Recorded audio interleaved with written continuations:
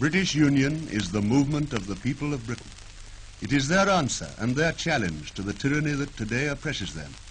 That tyranny is the money power of international finance, which commands government, parliament, and the old political parties. In the service of finance, an obsolete and decadent system is preserved both in government and industry. Government is paralyzed by a system of universal talk in which nothing can be done, in order that real power may rest elsewhere, not in the hands of those chosen by the people, but in the hands of those chosen by finance.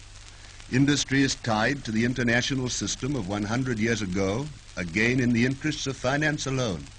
In both home and foreign markets, British workers have to compete against the cheap coolie labor of the East, paid a third of our wages and working for 10 hours a day. Yet this cheap slave labor has been supplied by finance with the best modern machinery in order that a higher rate of usury may be drawn from sweating the East than from equipping the West.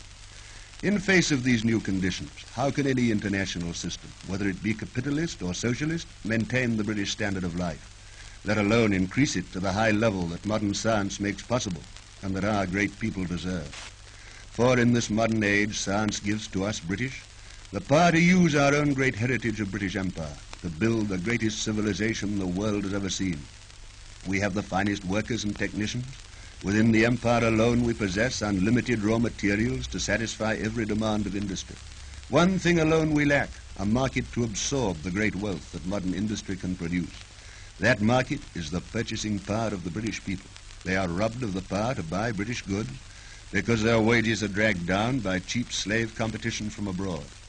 They are subject to that competition because finance draws its usury from foreign investment in the shape of cheap foreign goods. We British are denied our heritage by the power of usury. So we challenge finance and the parties who have sold the people to usury, to carry out the people's will and to subordinate to the nation the vested interests who today exploit the people. We ask from the people power for the people's government. That power will be freely given by the vote of the people and can be removed by the vote of the people.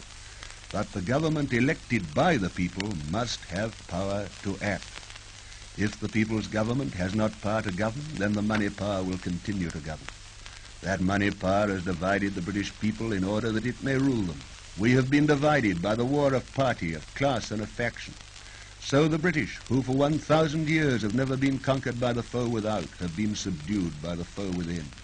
Britons who should be brothers have fought each other, and alien finance has conquered. Therefore to our brother Britons we say, unite.